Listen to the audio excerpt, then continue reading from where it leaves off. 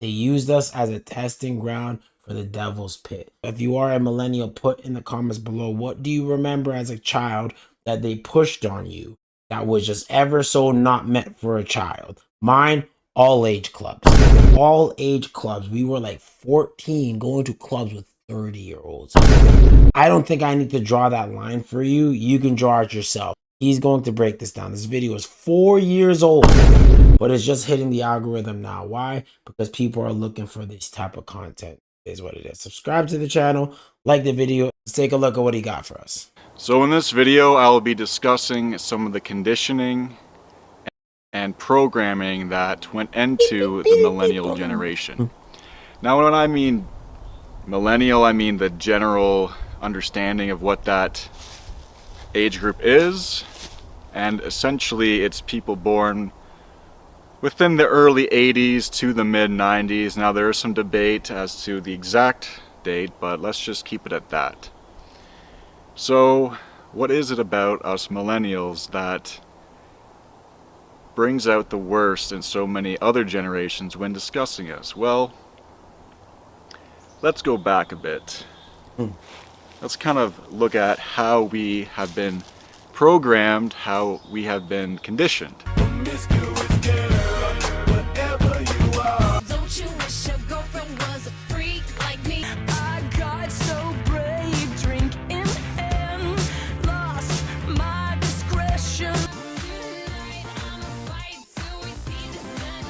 The prize, an epic VIP event where the champion and his closest... Like, this is just bringing me back. Holy crap. Not only was it the music, our shows, like MTV was just, if you watch how debaucherous and corny these shows were in hindsight, holy smokes, you just cannot make it up. It was quite a time, guys. You were going to see it. His friends will enjoy full bottle service and the company of our sexy VIP girls. A man named Mystery took 8 lovable losers. I'm petrified of trying to go up to a woman. They say I'm really sexy. The boys, they wanna sex me. 2 trailer park girls go round the outside, round the outside, round the outside. Now I can remember as young as grade 4. Yep. Going to these dances at this hall owned by the Knights of Columbus. Now these dances were from grade 4 to 6, and we were basically at this bar simulation. It's the best way I could describe it. It was a bar simulation. We would all go in there as young as 9, 10. There was a bar, but it served Coca-Cola and soft drinks. And in the front of the hall, there was a little dance club where they were playing. You know what's so crazy? They call it soft drinks, I guess because it's not alcoholic. Well, the amount of sugar in these things. What's soft about this drink? Soft drinks or water? Maybe tea. Coffee may be pushing it. But a soda is far from a soft drink. It quite literally is a hard drink. Sometimes harder than alcohol. Playing rap music about Random point. smoking crack and grinding on each other. Yep. Little John was a popular Oh yeah. song at the time. And we were these kids being pushed by society, our parents, our culture, into engaging in a bar-like scenario at the age of 9. Now, I grew up in a small town in North America, small city, I guess, but I've talked to other people, and this was like a common occurrence. And I'm not talking about some like innocent Mickey Mouse type dance. I don't have a problem with that. But I think grade 6 is still a bit too young for that. But anyway, it wasn't like that. It wasn't some Mickey Mouse Club thing. It was hardcore rap being played into our young, impressionable minds, telling us to be degenerate scum. And that's the message that we deliver to little kids. How were we supposed to know any better when we were literally 9 years old? So just to give you a little glimpse into how we were brought up, as you say. Now, what led to that? To little kids being thrown into a bar simulation? How did we get to that point? Well, there's this generation that gave birth to the Millennials, and they're called the baby boomers for the most part. Now, some Gen X did have kids early enough to have Millennials, but for the most part, Millennials are a product of baby boomers. Now, baby boomers too, if we go back, had their whole other set of conditioning and rapid changes in attitudes and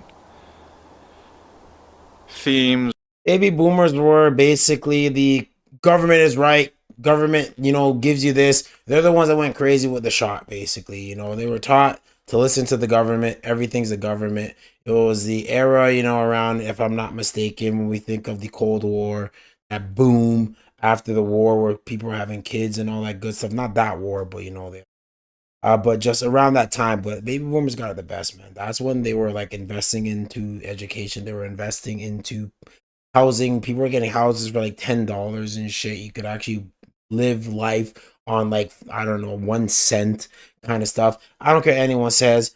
Y'all got it the best. Back in my days, it was fucking awesome. It was magnificent back in your day. At least the Gen X, they got a hippie era, if I'm not mistaken, right? They got affected by that whole sexual and drug age. They were the first to introduce, the whole drug and sex kind of thing, which is bad. But then we got drugs, sex, debauchery, just all of it. It was like all of it in one. And like, don't forget like all the wars and then the depression and just all that. We got everything in one. I don't care what anyone says. We got it worse, bro. Gen Z, y'all got technology. We got an inkling of the internet, and then we understand the internet because we were halfway through it. We were there when it was created, right? We were there when Dragon Ball Z and all this stuff were just created. But then y'all got that tail end where now you were born into the internet, which may have its positives and negatives, but you're not sitting there like, dude, how do we use this? Millennials got it the worst subject. Objectively, I don't care what anyone says. In comparison to their parents. Maybe other than the people that went through World War II. Essentially, we were raised by baby boomers, and the baby boomer ethos was implanted into us from a very, very young age. There's another term for millennial called echo boomer. And there's also that meme, the 30-year-old boomer, because a lot of millennials are spiritual boomers, right?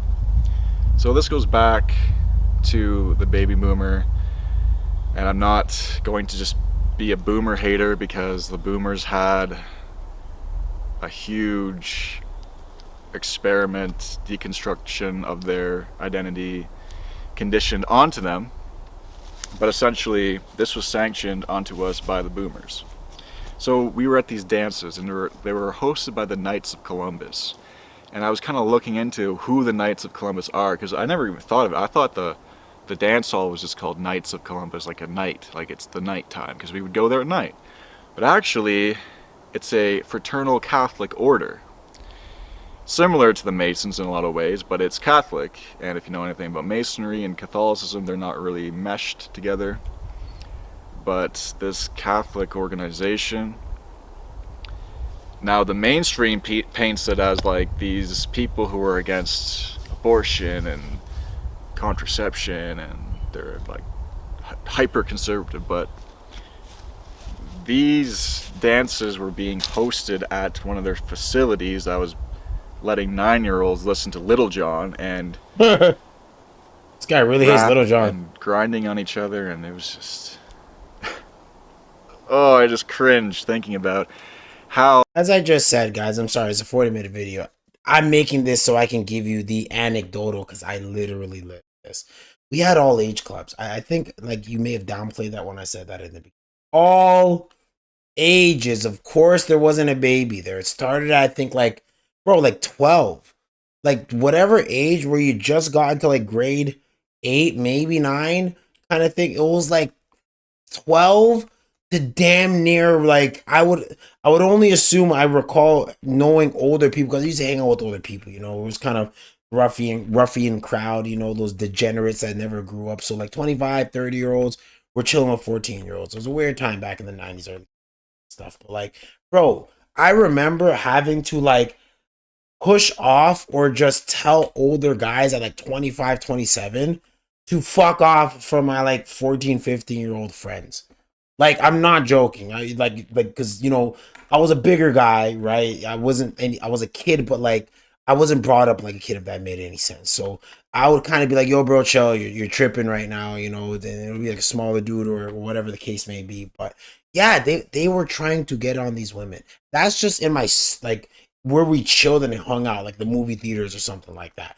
In those places, a club where you don't know what's going on, there's too many people, drinks are being sent out. We had pop, they wouldn't serve us liquor, but everyone did a pre-drink, right? Everyone went outside, snuck outside to drink their liquor that they threw in the bushes, and then went back inside drunk. It was a very, very different time. And maybe it's the same. Maybe you guys will say it, not snitch on yourself and say it's the same, but holy crap, when I saw this, it really just brought me back because we thought it was normal. When you were like 9, 10, 11, and they're just grown-ups are just showing you this stuff. He's like, well, then it must be the normal way of growing up. This is where our parents probably grew up this way. And for some reason, it's either we just didn't tell our parents, maybe just because we assumed they lived this life, or just to avoid getting grounded, as kids usually don't tell their parents this stuff. But I don't think our parents dealt with this stuff. I really don't think they did this to this degree, or at least not that young. We were the testing ground to some bro. It's crazy. Oh, our parents let that happen. Yeah, more or less. Yeah, so More or that's less. the starting point. Okay, that's the More or starting less. point. That's where we're starting. Now, Zoomers, I'm not aware that this is a phenomenon within the Zoomer generation. It doesn't seem like I've never heard of this happening with the Zoomers and younger people. It's just that era is solely a millennial thing. I don't think Boomers had 9-year-olds going to bar simulations. Yeah. So that was our prepubescent minds being poisoned essentially by this almost like an mass MK Ultra type experiment.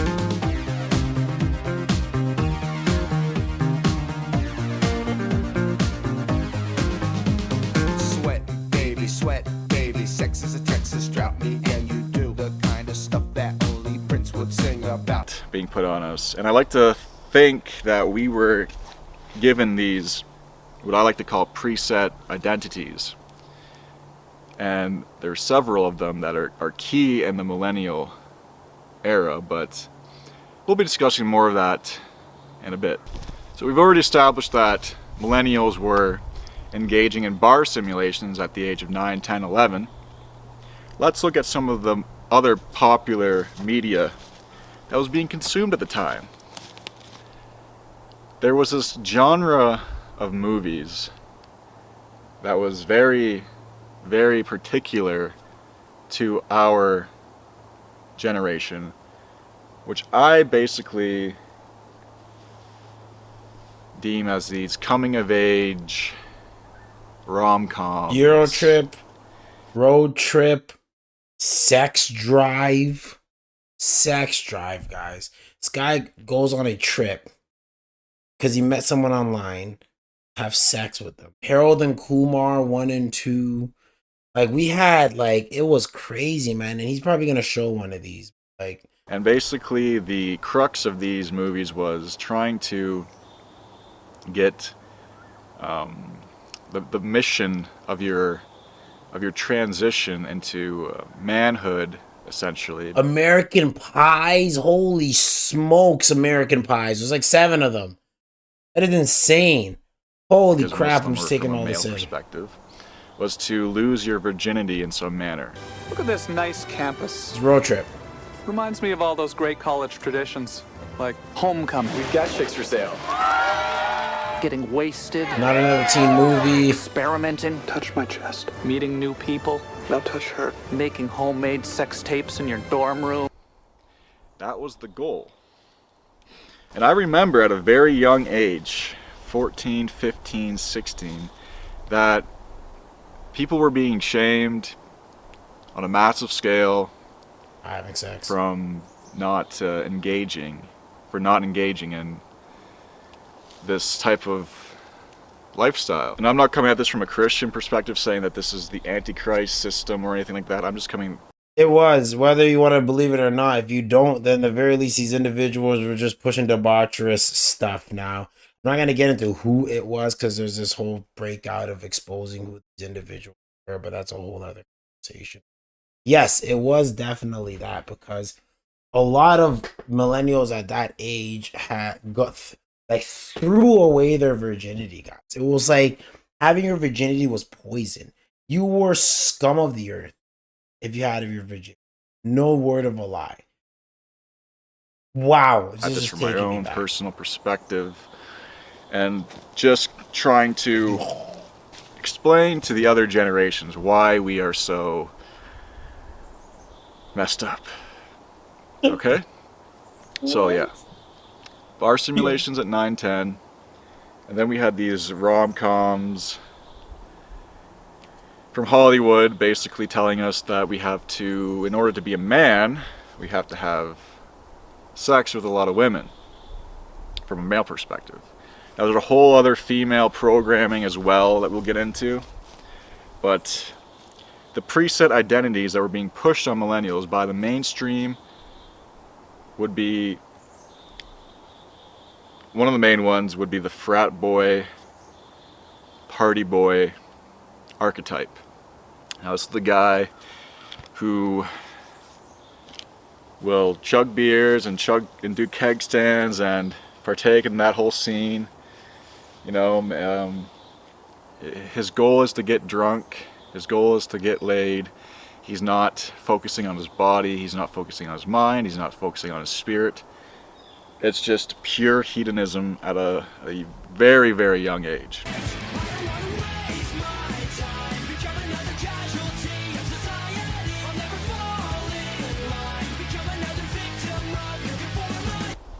Now I'm going to get a bit personal here, but when we were around 14, 15, drug use was off the freaking charts.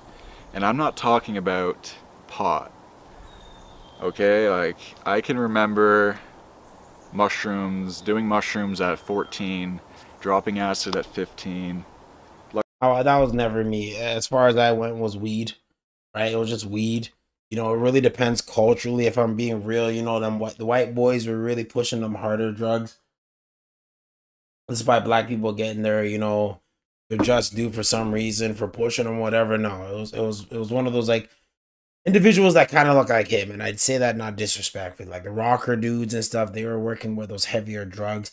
I'll never forget in high school, bro. Never forget. I remember this guy's name. I didn't say it. He was in grade 11 when I was in grade 9, 2 years. He took PCP. Like I remember, apparently I met him at this point where he was already fried brain. But apparently when he was in grade 9, super genius, smart kid, took PCP. Fried his. Literally when I met him, yo, bro, yeah, man, just very slow, slurred his voice. Like if you seen someone on drugs, you're like, okay, they're gonna get better the next morning. He never got better the next morning. That was just him now. This is his identity. Nice kid even afterwards, right? No one really dissed him because they felt bad because of the reality of the situation. He just made that one mistake and fried, but damn near he was the reason why I did not touch hard. Just, I saw the after effects at its worst. I'm like, yep, no. That just absolutely I want nothing to do with that. Luckily I never did anything, any stimulants, but lots of kids were doing ecstasy at the time. Oh man. 15 years old, just hopping ecstasy like it was no tomorrow. Hopping that. And I've seen people's minds literally melt from that stuff. Dude. And I'm not joking, like their identity had broken down and they were just a mush being at the age of 16 from doing all that ecstasy. Oxycontin also became prevalent at this time. This was luckily before fentanyl, but Oxycontin was prevalent at the time. Lots of kids were doing that. So that's the we looked at the pre-middle school, right? Entering middle school age, bar simulations. In middle school, lots of kids were smoking pot, watching these rom-coms, you know, trying to, there was also the frat boy. What kind of... The rom-coms low-key slap though. Like, here's the thing, man. To each their own, and I could definitely see where these things could have messed you up. Did it push me towards just my sexual urges to the epitome of that? Yes. I still was pretty tamed for the most part, so it is on the individual, but most certainly everything he's saying verbatim on. And any millennial, this is for us. Put in the comments. Just put in the comments your experience as you watch this, because he's cooking. He's actually being pretty tamed on this, if I'm being honest. It was very bad. Ties into that too is that whole Darwin Award type behavior where at the time Jackass was really popular, so like just acting like a complete moron was the goal. God damn, this is the BMX tug of war. People say I sound like Johnny Knoxville because I have a raspy voice sometimes. No, sorry, not dry. Steve-O. And the more moronic you were, the cooler you were in this type of mainstream conditioning we underwent. Yeah, and so there was the frat boy, Jackass archetype, and then another one would have been the stoner archetype. Okay, I thought about it, and I'm going to the disco. Now this is being pushed on us like from movies like Dude, Where's My Car? Where's my movies like car? Road Trip, basically glorifying being a stone bag and, you know, shaming people who did not partake. Oh, wow. Oh my in this cult. gosh. How high? Okay, guys. I know the context of this video, but these were good movies, bro.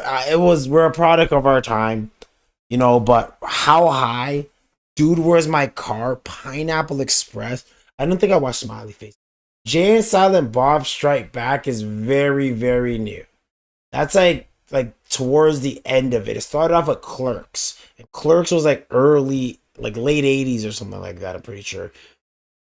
It's almost weird. I'm saying if you're mature enough, watching Clerks is it's like an old school masterpiece. All the Clerks, 1, 2, 3, Jay and Silent Bob, I think there's 2 of them, and then Mallrats. I think it's called Mallrats. All of those, and that's where Ben Affleck. That's like where Ben Affleck comes from. If you guys don't know, that's where he kind of got his start. Those movies and stuff. But yeah, it started off there. Super Troopers, knocked up a little bit on the newer side. We Hot American Butchers, National Lampoons, as I said, the American Pies, Eurotrip, Road Trip, Sex Drive, all those movies, man. It was quite a time. I can remember quite a time to be a from the age degenerate. 14, most of us were Put in the comments any other regularly, movie, not another getting movie. drunk regularly, and doing all the things that those media outlets were programming us to do. And I don't think I was an extreme case at all. I think I was pretty regular for the time.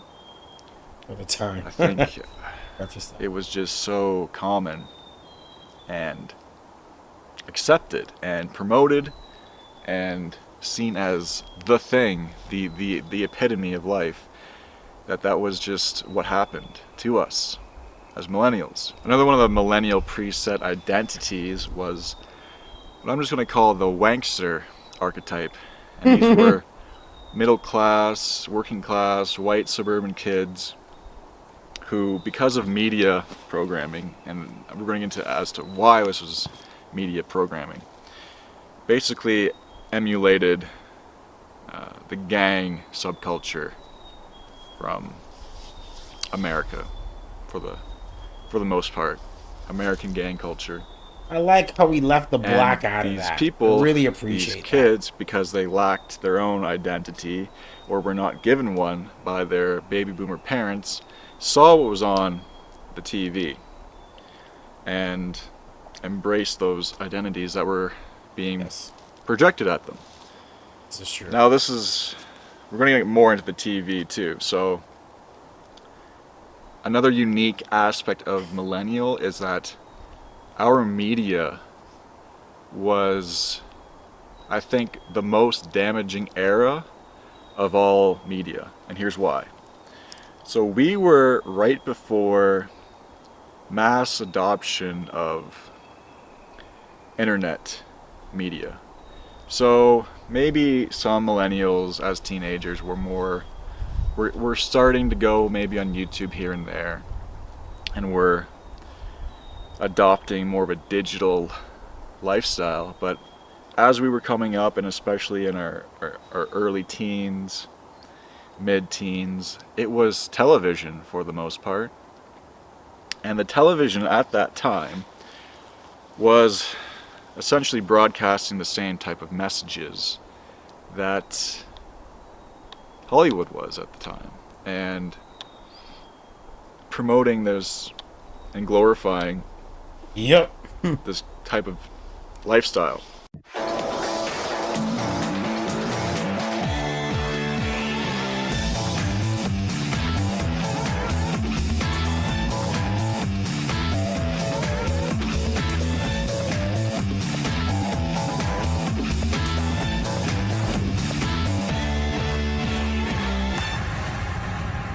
To millennials.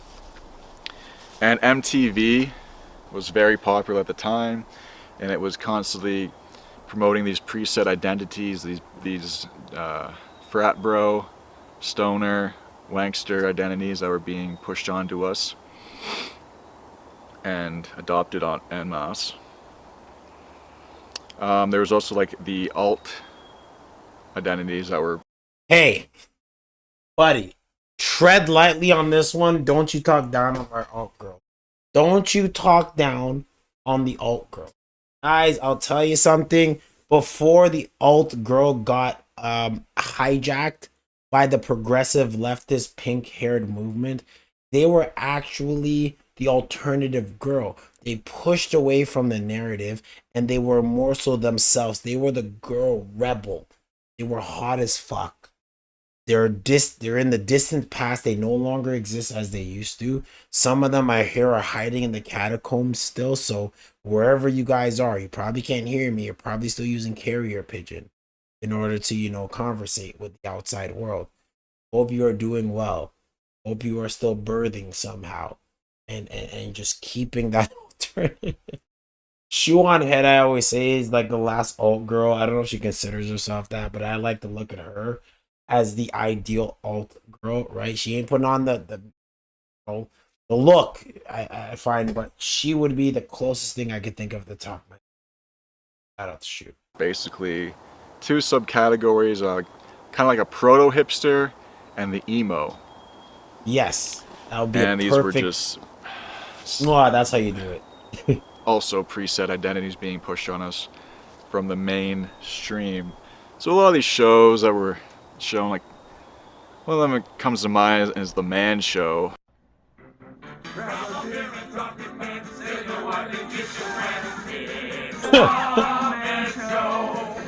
When you're driving light of one, yank your favorite private part. It's the Man Show. It's a place where nature come together. Look at the hands on this chick named Heather. Doggy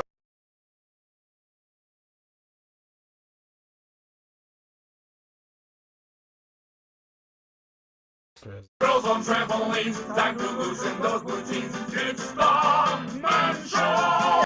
And I remember watching this very young and basically projecting masculinity onto us and showing that false masculinity is idea of being it. a drunk, being a goofball, and trying to chase these certain types of women who I will get into because they were programmed as well.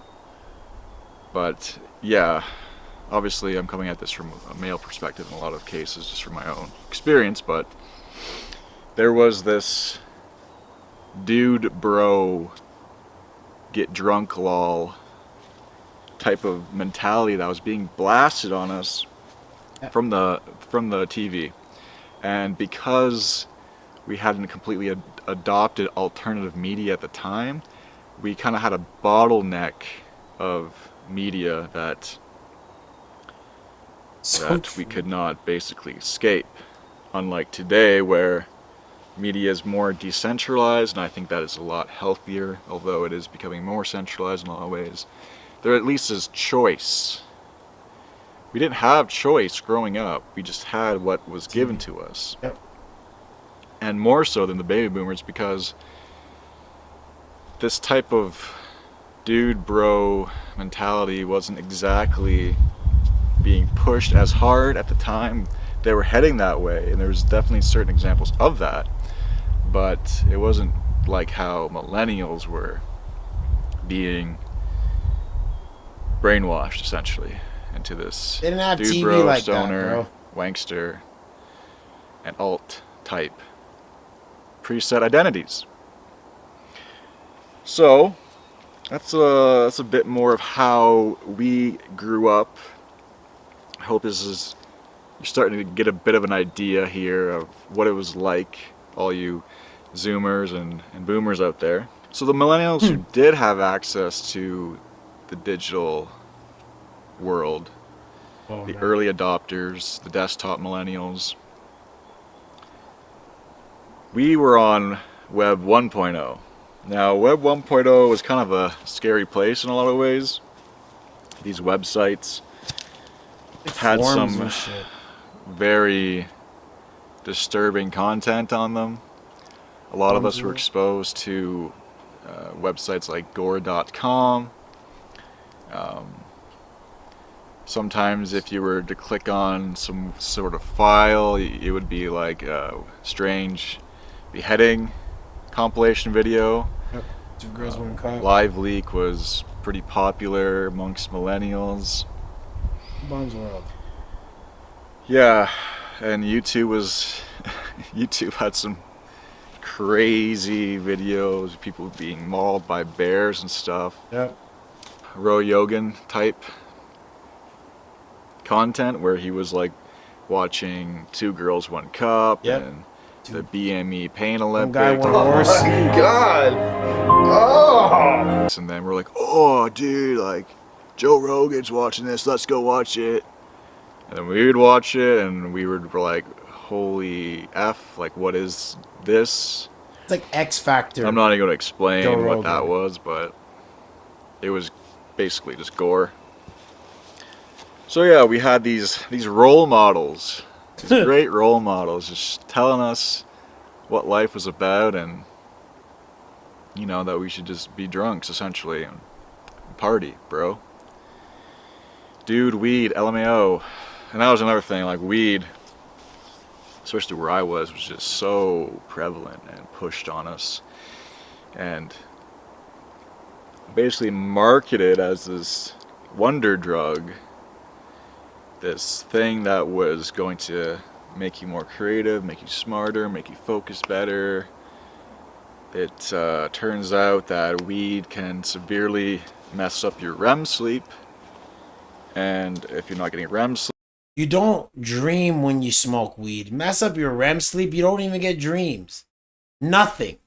You don't get it at all. You dream in the daytime till you quit, and then you get all the dreams in the world. a lot of hormonal functions are going to suffer, and you're probably going to like get low testosterone and all these negative effects. And people said that, you know, weed wasn't going to cause schizophrenia, but I've seen people in my own life develop kind of these paranoid delusions when they smoke way too much weed. So weed was heavily pushed on millennials as well. And because most of us had baby boomer parents, weed was usually in the household, so it was easily accessed to us. And that's kind of how a lot of us socialized, just through weed. He's just like, Yeah, it's kind of funny explaining this all and just kind of just taking a step back and analyzing myself, because yeah, I would agree with the assessment that millennials are kind of messed up, and here's why, by the way. So I will say, for all that we did go through, we turned out relatively well. We should have all been fried, like a fried generation. And in ways we kind of are, but I think we came out with not as much wounds as they wanted us to have, if that makes any sense. there's that. And also millennials kind of come from this first wave of divorce, broken home type deal, which also kind of Yes. messes a lot of people up. I know that countless of my friends grew up blaming themselves, having this complex that it was their fault or whatever reason. For some reason, people just blame themselves for that. So there's a lot of conflict with them then with that too. And you know, that kind of translates into how we see them now, kind of atomized. A lot of them are not having kids, a lot of them are single. And that obviously that's a result of them having just a traumatic type of family situation. Is when they were pushing all the degeneracy, so I wouldn't necessarily align it with the fact that your parents divorced. You have to take into account, if you're selling this whole sexual, single, don't start a family kind of lifestyle, that was sold upon the millennials, right? So when you see the majority of millennials not dating and whatnot, look at the shows that we were watching, look at the movies that we were watching. They test grounded us on debauchery and did the antithesis of teaching marriage. So then, yeah, it's going to be kind of a product or a result of this situation. Sad. It fascinates me now that millennials have become hyper political, because I remember when we were teenagers, I hated this shit. millennials had a very apolitical view, Yep. cynical perspective, Yes. as I could say, almost a Gen X type of view. Yes. And then somehow they developed into hyper political people, because I remember growing up, I was very much against the Iraq War, even from a very young age, and in my teens and whatnot. And trying to discuss this, it was like talking to a brick wall. Like, nobody cared. I was pretty much alone on my thoughts on what was going on, and most people didn't even think about it. But now we're known as like these annoying political extremists. So what happened between high school and adulthood that led to that? Well, something called college happened. Oh, indoctrination, the Marxists. As someone who went to college, I'm going to tell you Indoctrination. that it was so blatantly politicized, Yep. with a certain agenda, that there's no question that a lot of Marxism.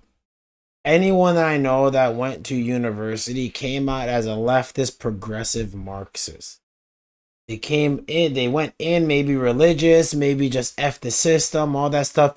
Came out as a pink haired, whether you're a guy or girl, we'll just use the pink hair, blue hair as just an aggregate. Is that a word? As just like, let's say a catalyst. They came out that way. It is 100%. If some universities literally had posters of Marxism and just praising for Marxism. millennials were indoctrinated in college into their current political beliefs. I know it was very hard for me in college trying to navigate through that, because you're kind of in this dilemma where you want to be educated, you want to have this degree.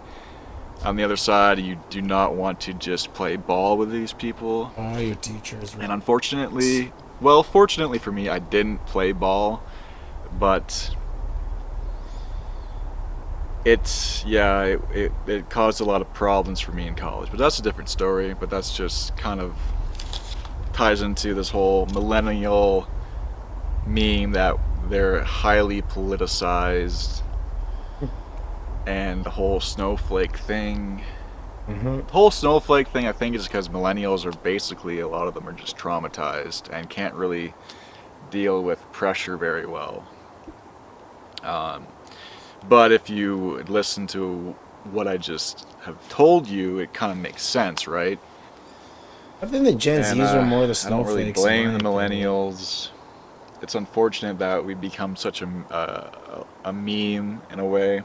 I remember working landscaping one day, and I get this package guy comes, and I was working, like shoveling, and he's like, "Oh, it's a good day for work, eh?" I'm like, "Yep." It's like, "Yeah, these damn millennials, they don't know what it's like for us." And the guy was like 35, and I was like, oh yeah, what year were you born in?"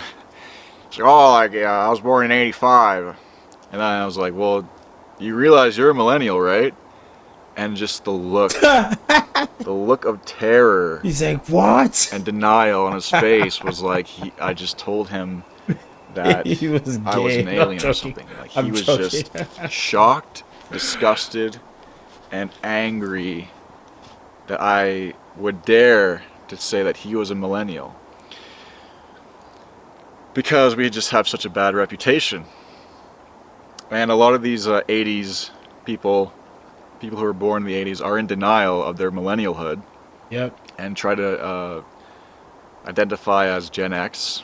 And I sure, thought there's they were kind Gen of an X. overlap between the Xennials, the core millennials, which I would be early 90s, and then the kind of Zillennials at the mid to later 90s.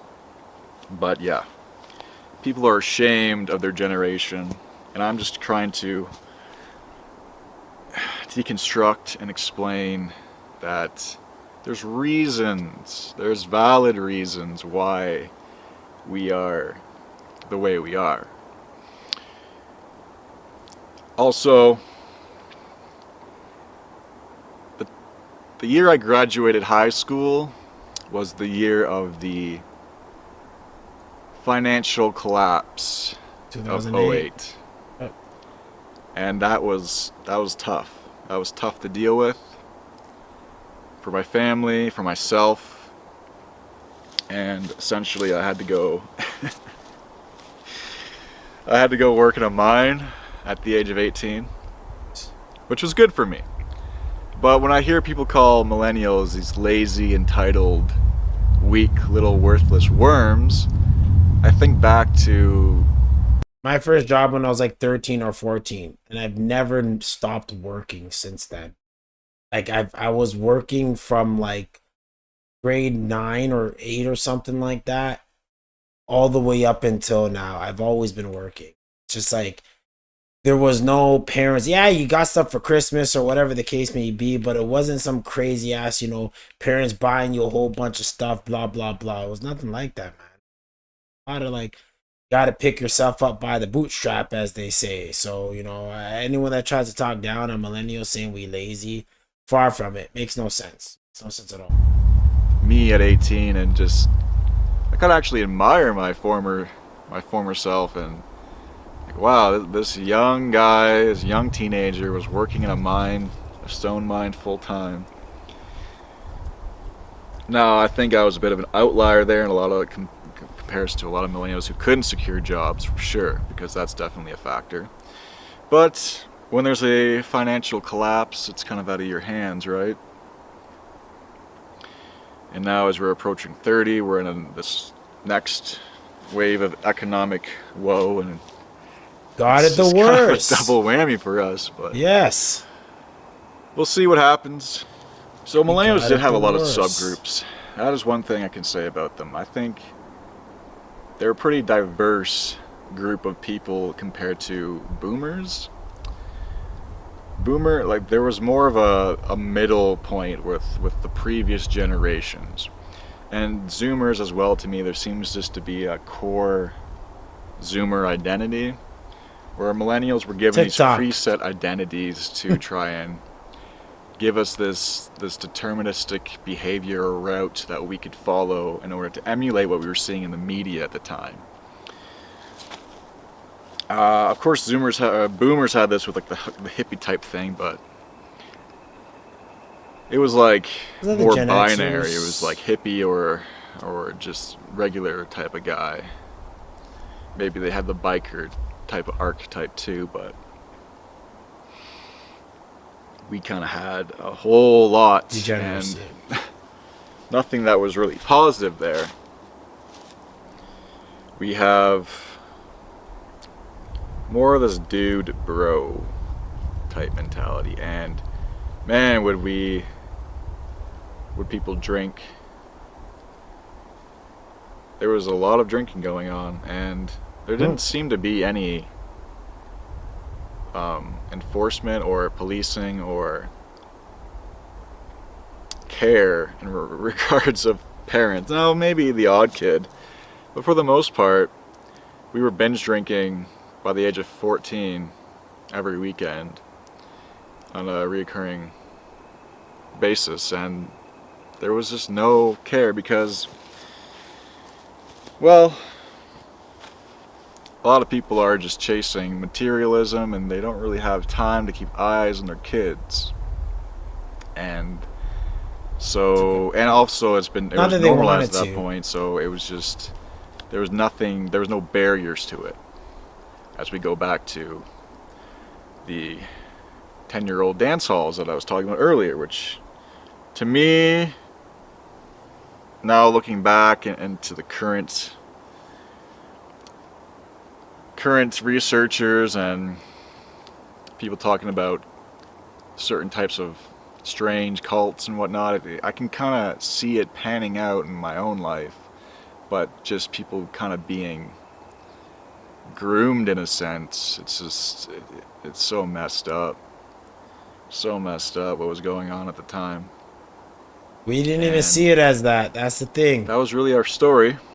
As he said, we didn't have, like, we had the early stages of YouTube, and that didn't even help because it was just debaucherous stuff because it wasn't censored at all, right? So we just really were just indoctrinated by what we were seeing, and then with YouTube, it was just bringing all that we knew onto YouTube in our own way, just debaucherous stuff, right? Because it was always fed to us that way.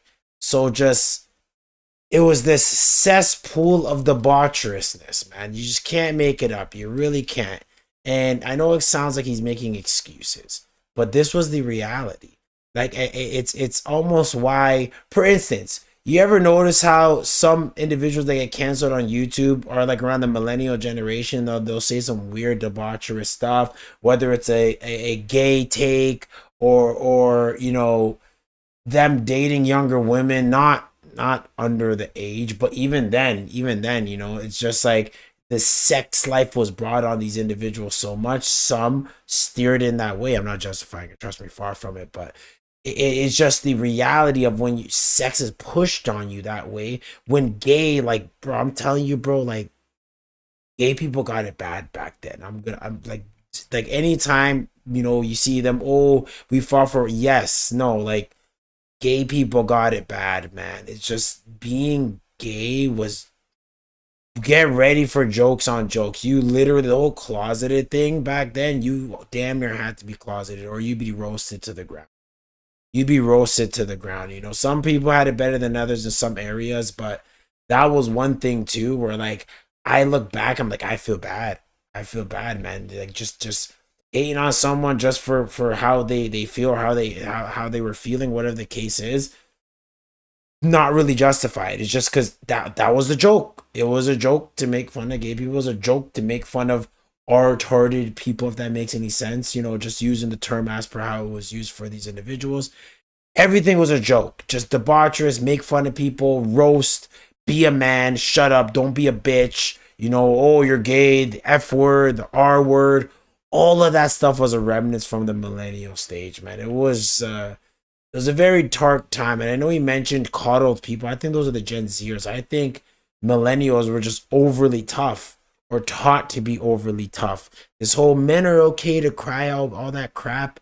See how I'm saying it that way? Was more the generation that came after. And lucky for you guys, you know, no, it's still good to be a man, but just not to hide your emotions to the point where, you know, it gets very dark. That type of stuff was brought onto us. We were taught just don't be a bitch, because the generation before came from war and everything, right? And they didn't see the shift in the tides of the times.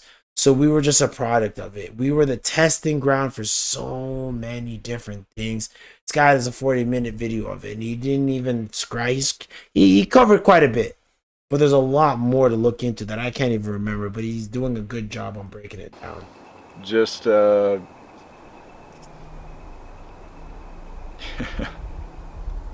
pure media brainwashing, essentially. Yeah. So, cut us some slack. If you see a millennial who's kind of twitchy, or you know, is prone to breakdowns, just understand where they're coming from and just be patient with them, because they probably had some weird stuff happen when they were growing up, because that was basically the norm. And they were probably conditioned into some really messed up behavior that has thrown them off for years, and they're probably trying to recover from that. Luckily for me, I'm completely sober for years now. God bless. But yeah, it was a journey to get out of that conditioning. And a lot of people have died too. That's the sad thing about this all, because the people who couldn't save themselves, the people who couldn't break the conditioning, they fell deep into cocaine abuse. And what cocaine has turned into now is the fentanyl. It's even worse. The fentanyl abuse. And it's just all the kind of vulnerable type guys I knew growing up, just they're gone now because fentanyl took them out. So yeah, the millennial story is looking pretty grim. I also heard that we are the most obese generation. We are eclipsing the boomers' obesity rates by a lot. Great.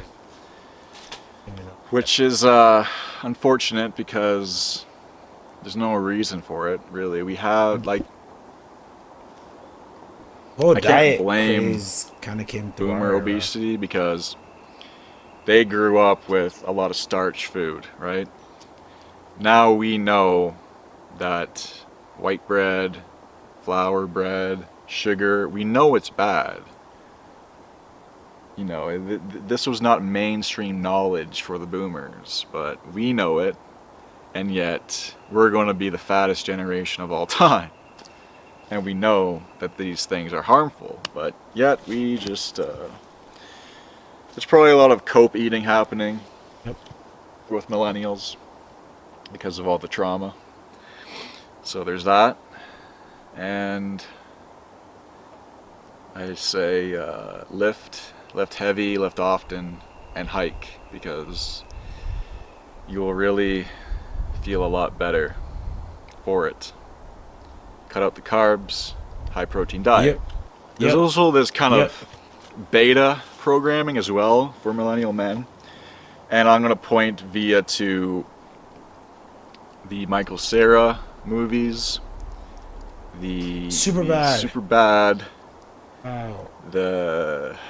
What was that one movie where the guys fight Scott Pilgrim. the girls' 7 exes? That movie is peak millennial experience. Yeah. If you watch that movie, you can basically understand the beta programming that's going on. I mean, essentially, this was like another preset identity where if you were just like this little quirky little dude, and if you just cozied up and were sweet and sensitive enough, that the girl would clearly fall for you based off of your intellectual and artistic superiority. So that's why I think a lot of millennials kind of have this vibe to them, is that they were conditioned to act this way. Movies like that and the super bad movie. Evan, hey. Hey, Becca. Hey, thank you for your pen. Oh, no problem. No, don't worry. No worries. You just keep it. It'll be yours. You won't have to borrow one again because you'll have that one. He's Zombieland 2, another peak millennial movie, where they're essentially projecting this message via the media onto young men that if you're going to get the girl if you act like Michael Cera. Yeah. And then we have this whole like crisis where men are not understanding how to relate anymore, and they wonder why can't, and the nice guy phenomena, right? That's a huge problem with millennials. And well, this is a result from this beta programming. Yeah, so this beta programming is essentially targeting men and conditioning to think if you can just relate enough to a woman on an emotional level, that you'll be able to woo her, instead of developing yourself, becoming stronger, becoming more skilled, becoming more in line with your own path, and then finding somebody who appreciates that path. You just become a very sensitive and He's trying to say a bitch. I'll say it for him. He's trying to say a bitch. emotionally acute person in order to find your wife. Little bitch is what you'd be called back then. Yeah, that's P word. I've seen guys Even go the that F route, word. and I don't think it works. But I think that beta programming, the Michael Cera programming, was done intentionally. I think all this was intentional.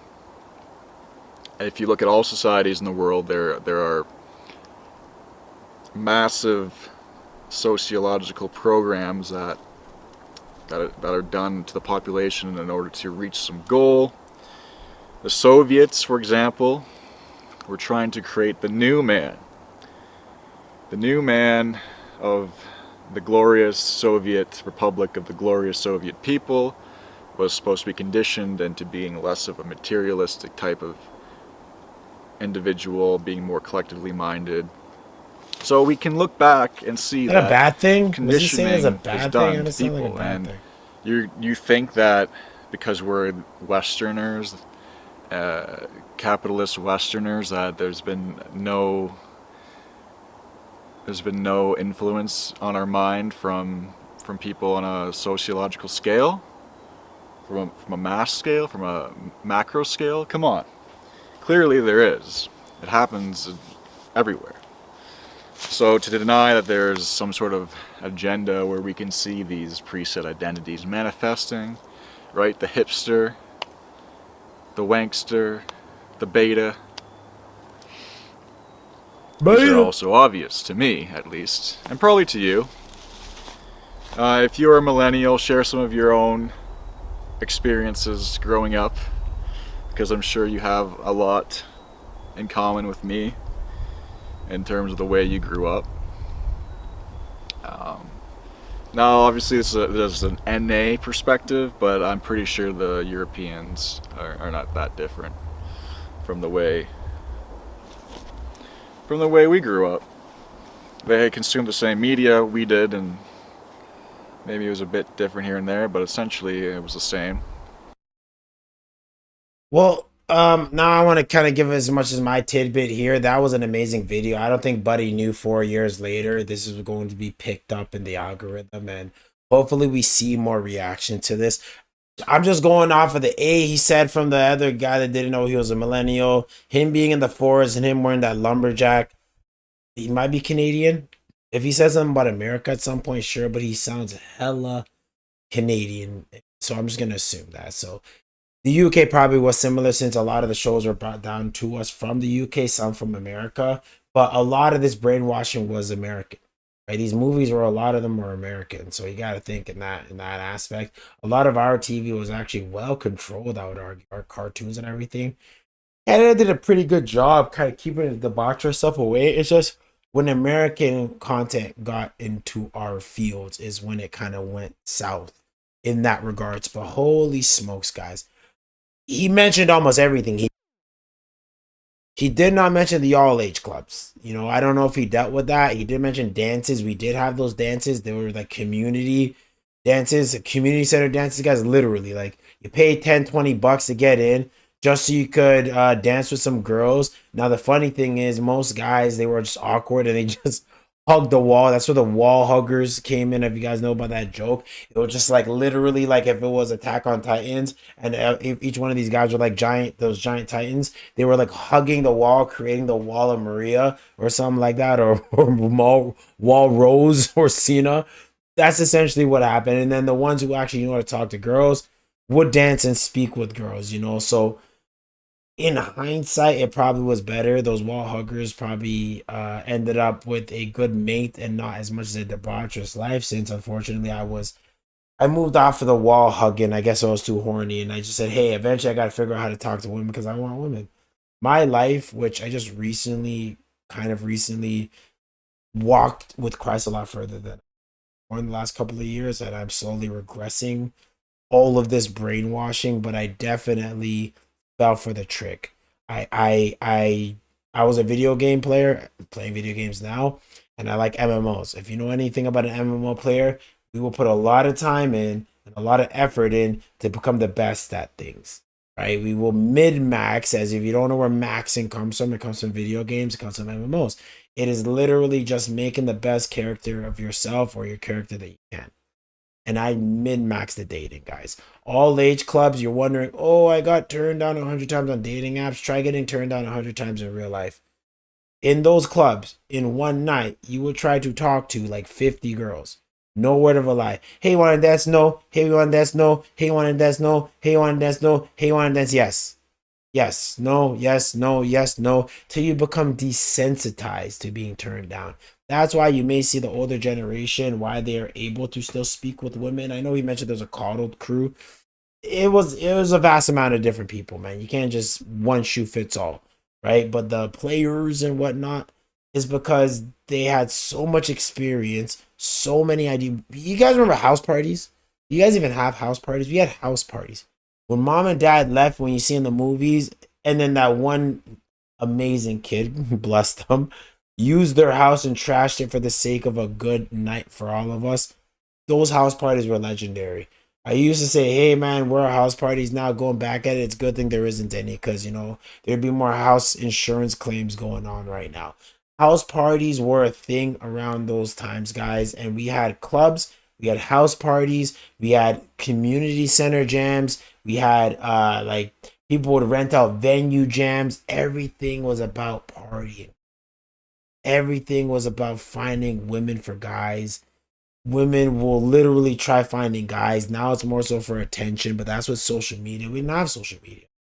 So just like the old times, you literally wanted to speak with people, meet people, both sexes wanted. It is only now that social media has kind of taken on that. Sorry, guys, taking on that avenue. So now, you know, there's other ways for women or men to get attention. We were brought up in the most debaucherous era, even more so than the 60s. Take it as you will. Put in the comments below what you guys experienced during this time. If you are a millennial, if you even are Gen Z, you may have caught the tail end of it, if that makes any sense, if you're early Gen Z. But yeah, let us know, man. It was a really good informative video. My buddy sent it to me and instantly my brain clicked. All of it clicked to us. Everyone he sent it to. So shout out to this guy. I hope he's doing well. Recipes to his friends. Recipes to anyone who did not make the journey. And hopefully they make a documentary and show us how crazy this was. How crazy this era was, man. Because it definitely was, guys.